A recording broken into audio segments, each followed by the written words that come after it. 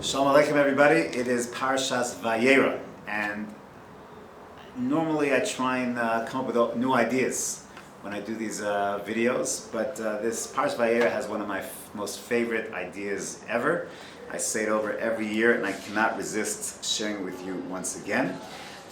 It goes to the end of the Parsha. This idea I heard at some point in the name of Rav Soloveitchik, but I think we'll embellish it a little bit. But at the end of the Parsha, we read about Akedas Yisrael. And in my opinion, when you read the Akedah, we read it every year, a number of times a year, on Rosh Hashanah, and of course in Parshat Vayeira, so perhaps get a little, we're used to it already, but the drama of the Akedah is so incredible. That tension, if you will, that you feel that when Avram is given this mission, but it's unclear in his dialogue with Yitzhak, it's a very, very dramatic story.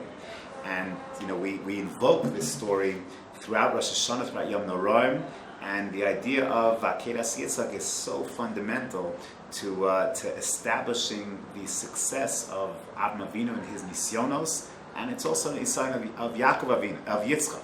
It's not just Avram's nisayon. Yitzchak, we're told, Chazal tells us, was 36 years old. And in the same sense that Avram is tested, Yitzchak is tested. Perhaps Yitzchak's test is even greater. The Chasam Sofer says Yitzchak's test was a test of not only a belief in what I'll call Torah Shebichsav. See, Avram heard the command from Hashem. So that's a Torah Shebichsav kind of concept, directly from Hashem. So here's something directly from Hashem, okay, you'll do it. Even if it's as dramatic as being makriv your son. But Yitzchak did not hear this from Hashem. Yitzchak heard this from his father. And the Chasam Sofer suggests that's nisayon, not of Torah Shebechtav, but of Torah Shebal Peh, of believing in Masorah. And not just believing, oh, Hashem commanded this, but now I heard this secondhand. I heard this from my father. And Yitzhak, once again, unequivocal, he passes this test. In fact, Chazal tell us that when he was being tied up on the altar, he tells Avram Avinu, Yitzhak says, Kafteni yafe yafe, tie me very tight, because if I tremble, if I move, the korban might be possible, might have a moment, you might not cut in the right place, so make sure you tie me very tight so I don't have any movement whatsoever. So again, Yitzhak has nisayon here as well. It's again, as I say, very, very dramatic parsha. So how does the parsha end? So you look at the end of the parsha, Vayhi acharei hadvarim ha'ela, when this all is finished, so Avram Avinu gets some news, that Hinei yolda Milka gamhi banim lenachor achicha. Your brother Nachor's wife Milka also had some children. And we're told about the children, Avram's nephews. We're told about the children of Nachor, Avram's brother. Who does he have? Utz, Buz, Kemuel, Kesher Chazo, Pildash, Yidlaf, Besuel. 8 kids. Milka has 8 kids. Wow. Besuel has a daughter named Rivka, and then we're told that Nachor also had a Pilegesh.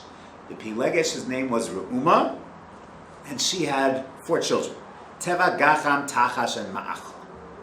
And that's the end of Parshat Vayeira. And the question begs itself.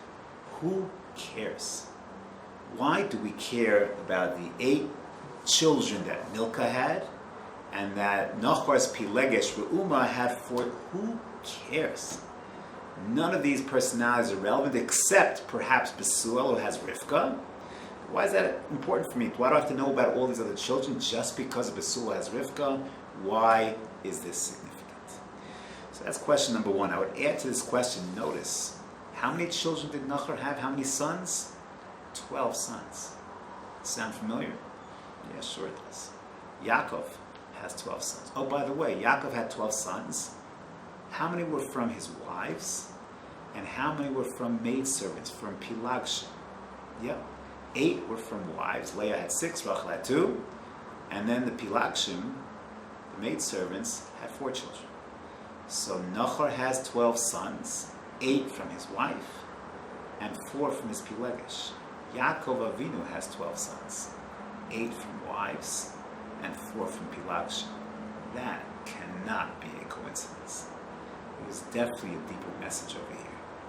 And I think the message is as follows.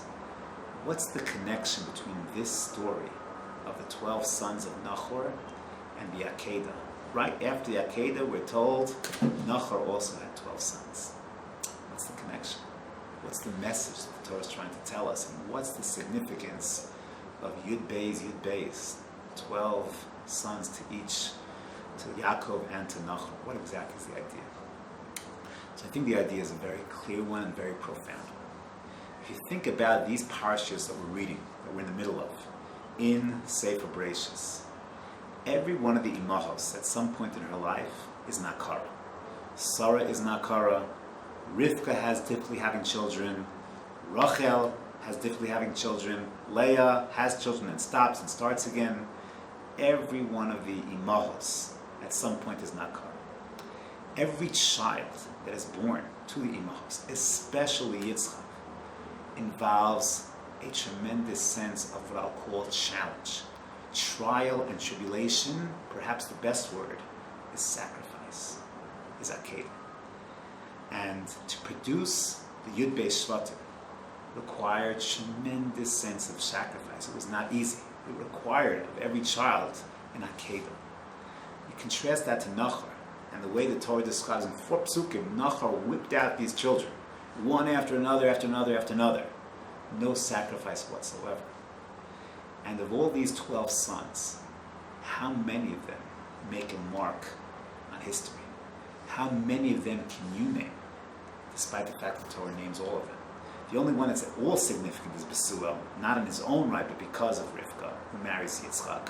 But the other ones are relegated to the dustbins of history.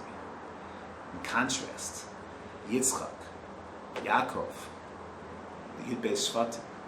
So it took a lot to produce Yud Beis Shvatim. It took a lot of sacrifice, a lot of schwitz, a lot of effort.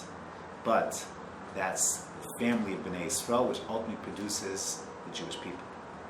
And perhaps the contrast of Akedas Yitzchak to the 12 sons of Nachor is to make exactly this point. Is that yes, to produce things that endure, that last a lifetime, that have impact on generation after generation after generation, that does not come easy. That demands schwitz. That demands sacrifice. That demands hard work. But when that hard work is put in, and when that commitment is there and endures, then the product of that hard work also endures. If it comes very, very easy, if it comes very quickly, then indeed, so often, it's easy come, easy go. That's the children of Nachor. Yeah, they came very quickly, one after another, 12 kids, boom, boom, boom. But what do you know about them? Nothing. They're relegated to the dustbins of history. But something that you work on, you persevere at, you sacrifice to achieve, that's something you're going to hold on to forever. And that's a very fundamental lesson. It goes to every aspect of our lives. It certainly goes to Avodas Hashem.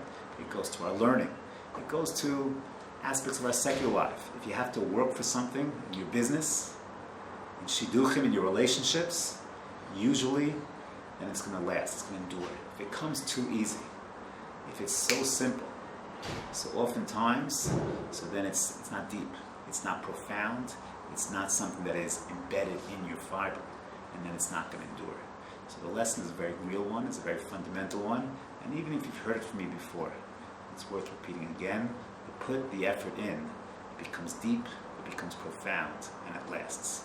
If it's superficial, so then, as the children of Nachor, it's easy come,